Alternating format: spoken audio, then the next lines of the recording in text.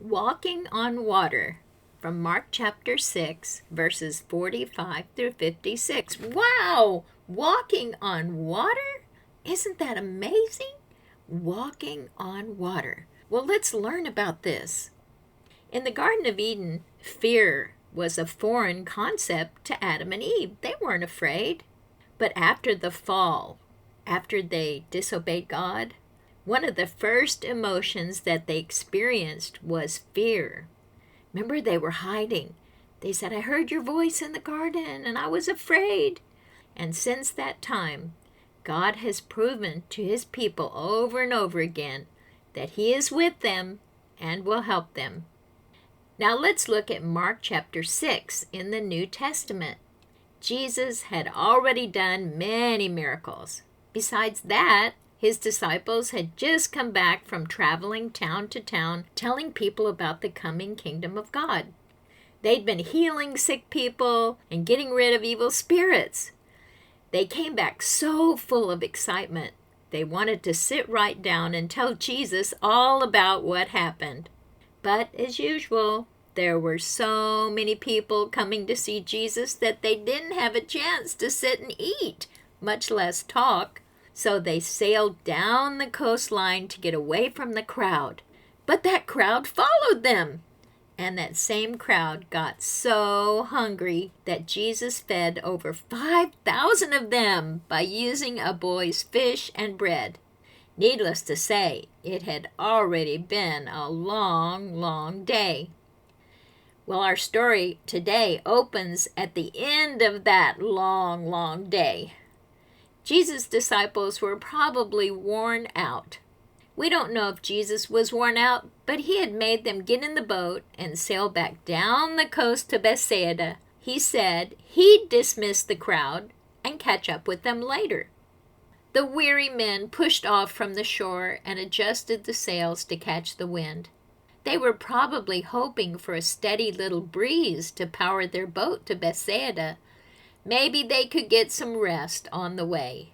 Of course, they probably had those 12 baskets of leftovers on board as well, so there was plenty to snack on. It might have been fun for a while. Jesus dismissed the crowd, and immediately he did what he always did after an exhausting day. He went up on a mountainside alone so that he could pray. After talking some time alone with his Father, Jesus was alone on land, and the boat was in the middle of the lake. Mark 6:48 tells us what Jesus was seeing. And he saw them toiling and rowing, for the wind was contrary unto them. Now either Jesus was very far up the mountainside, or he had astounding vision, or both, but he could see that the disciples were straining at the oars. Now, around the Sea of Galilee, the bluffs and hills are fairly high, and when the wind rises toward the sunset, it can be very strong. That wind can make some very big waves.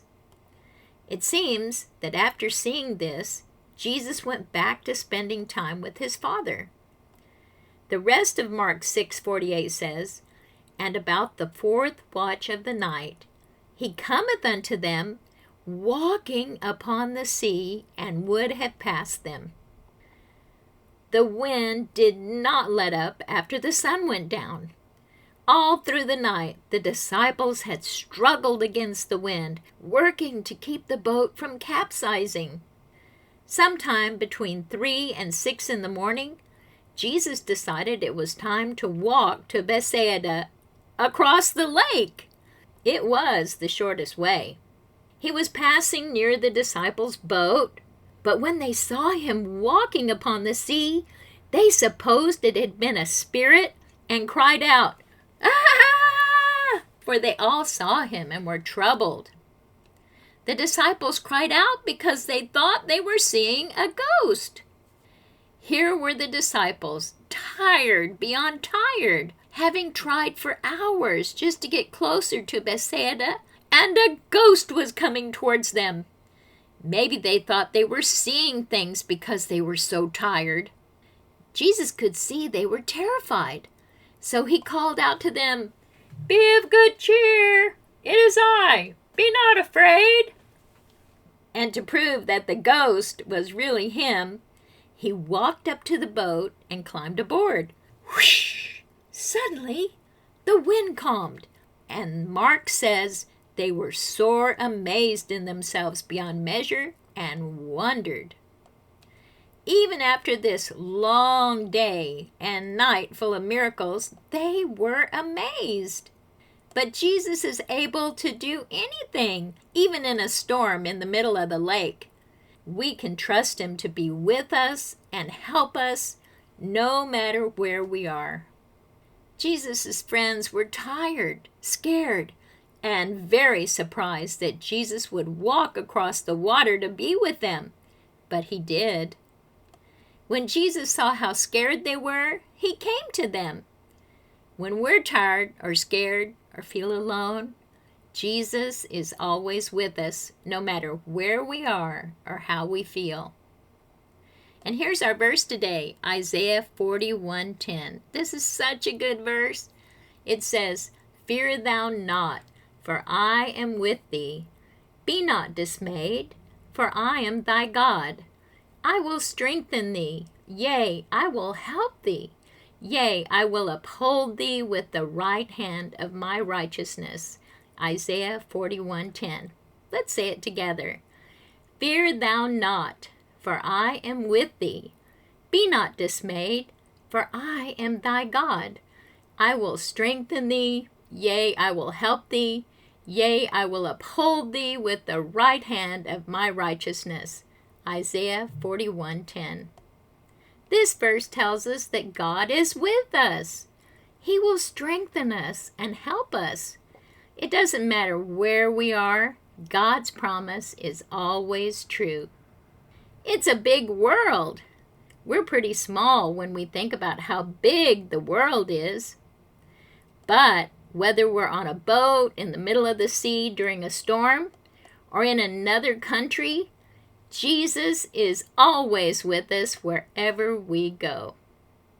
And here's our big idea. Jesus is with me no matter where I am. Can you say that with me? Jesus is with me no matter where I am. Let's think about our lesson today. In the Garden of Eden, Adam and Eve were never afraid. But after they sinned, one of the first things they felt was fear. Ever since Adam and Eve sinned in the Garden of Eden, people have been afraid. But God tells us in the Bible over and over not to be afraid, but to trust him. When Jesus' friends were so afraid in the storm, Jesus came to them and took care of them. And Jesus promises to love us, be with us, and help us too, no matter where we go. So remember our big idea. Jesus is with me no matter where I am. Can you say that out loud? Jesus is with me no matter where I am. And don't forget this Bible verse, Isaiah 41:10. Fear thou not, for I am with thee. Be not dismayed, for I am thy God. I will strengthen thee. Yea, I will help thee. Yea, I will uphold thee with the right hand of my righteousness. Isaiah 41:10. If you're afraid, remember, the Lord is with you. Jesus is with you. Fear thou not, for he's with you.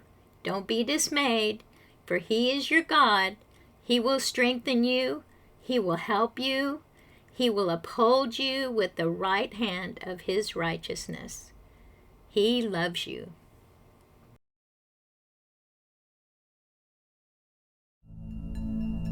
After the great feeding of the 5,000, Jesus told his disciples to get into a boat and cross the lake, called the Sea of Galilee. "I'll meet you later," Jesus told them. It was time for Jesus to spend some time in prayer. As his disciples took the boat across the lake, Jesus went to a place where he could pray. Even though it was late at night, Jesus knew that prayer and time with God, his Father, was important. While Jesus prayed, a violent storm arose. The wind was fierce on the lake, and the disciples, rowing with all their might, weren't getting anywhere.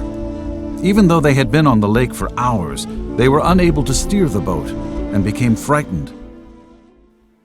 At that moment, Jesus decided to come to the disciples. Since he did not have a boat, he simply started walking on the water towards them. In the middle of that terrible storm, Jesus walked calmly as the crushing waves roared from all sides. As the lightning flashed and the rain pelted them, the disciples looked around in confusion, wondering what to do. And then they saw something on the water. Could it be someone walking on the water?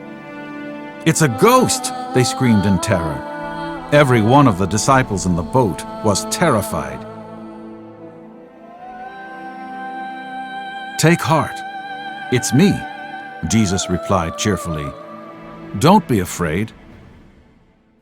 He walked confidently toward the trembling disciples who were huddling in the wind-swept, wave-beaten boat. Then Peter answered, "If it's you, command me to come to you on the water." Peter knew that Jesus had control over all the elements, even the weather. "Come," Jesus replied. So Peter began to climb out of the boat and stepped into the water. He was doing it. He was walking on the water. He could hardly believe what was happening. But then Peter shifted his attention away from Jesus and onto the storm. He felt the sting of the strong wind. He looked at the motion of the wild waves, and then he plunged down into the water. "Lord, save me!" Peter yelled. Quickly, Jesus grabbed Peter and pulled him back, helping him into the boat. Jesus looked at his disciples. "Why do you have so little faith? Why do you doubt so easily?" Jesus asked.